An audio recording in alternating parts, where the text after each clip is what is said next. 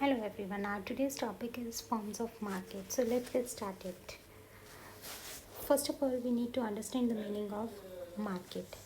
Market is a nervous system for the modern economic life.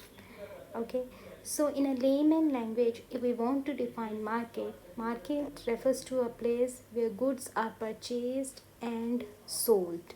Okay, so in economics, or you can say in modern economics, market has no reference to a specific place.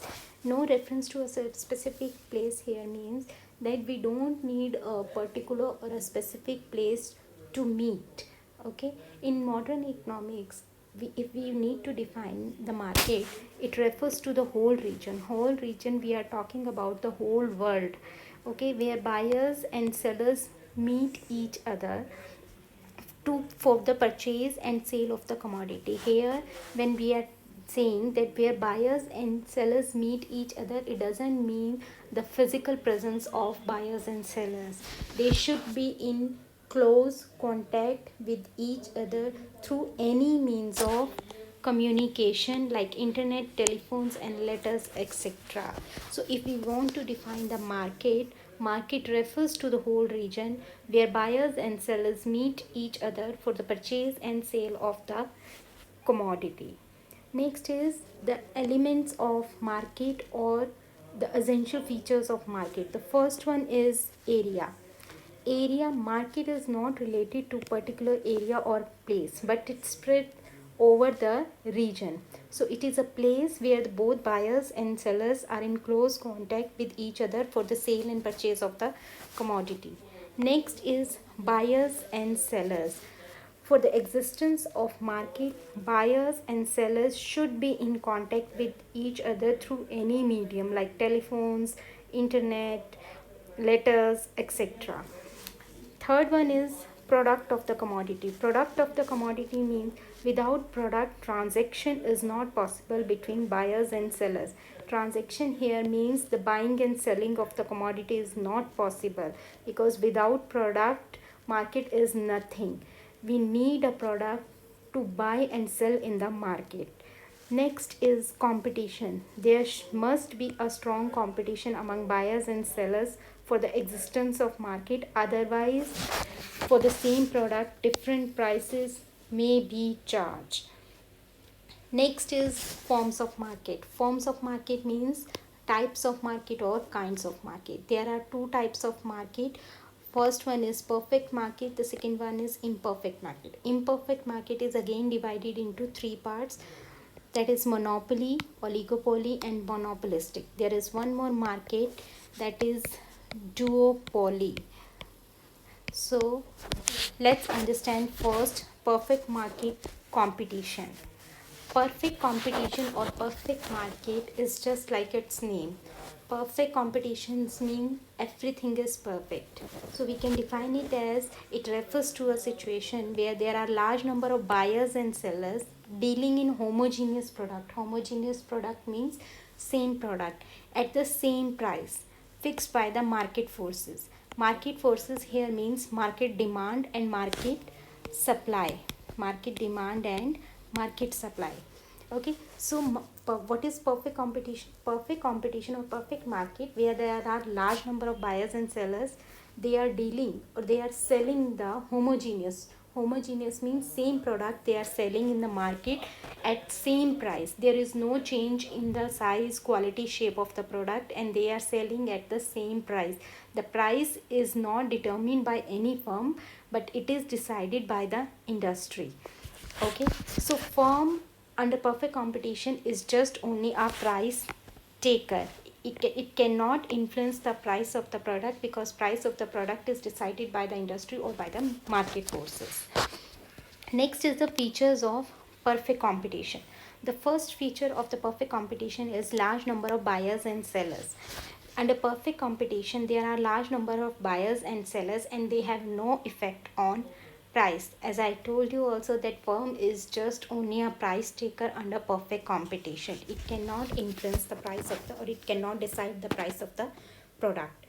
The implication for this feature is that number of seller is so large that the share of each seller is insignificant in the total supply. Okay, so individual seller cannot influence the market price. If one seller stand up and say that no, the price of the product is to be 12 instead of 10, then it is not possible. So the share of one seller is insignificant. Similarly, the share of single buyer is also insignificant.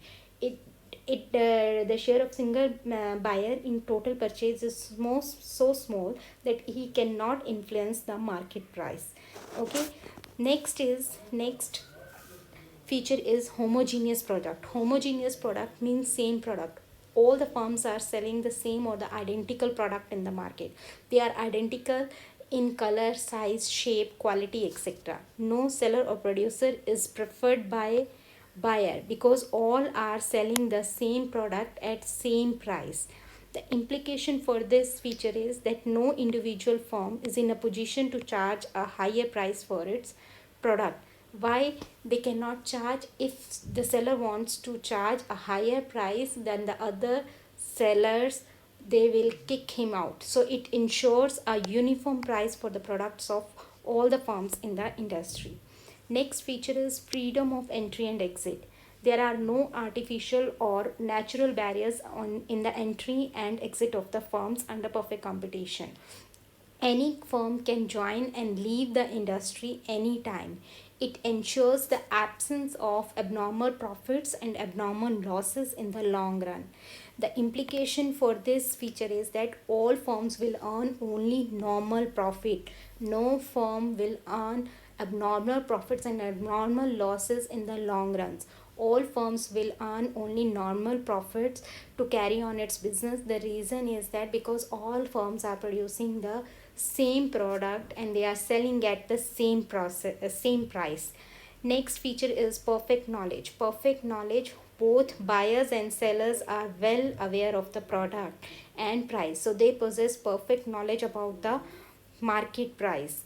So in this case, no firm is in a position to charge higher price for the product and no buyer will pay the higher price because of perfect knowledge, and they are using the product since for a long time.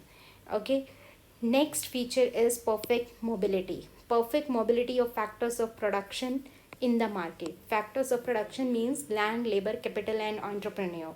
So perfect, there is no occupational or geographical restriction on the movement of factors of production. They are free to move in the industry.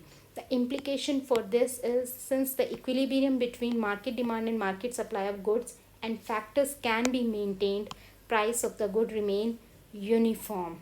So there is no restriction on the mobility of factors of production. All right.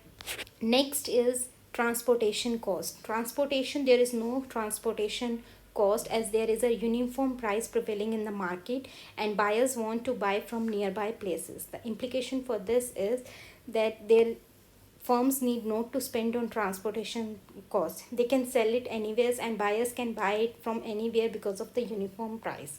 All right, the last one here is selling cost. Selling cost refers to the cost of advertisement. There is no need to incur any expense on selling cost as buyers have perfect knowledge about the market. Implication for this is that all products are identical in nature, so both buyers and sellers are very well aware of the product and price. They have perfect knowledge about the product and price of the commodity. So the seller need not to spend any cost or any expense on the selling cost or on the advertisement publicity of the product.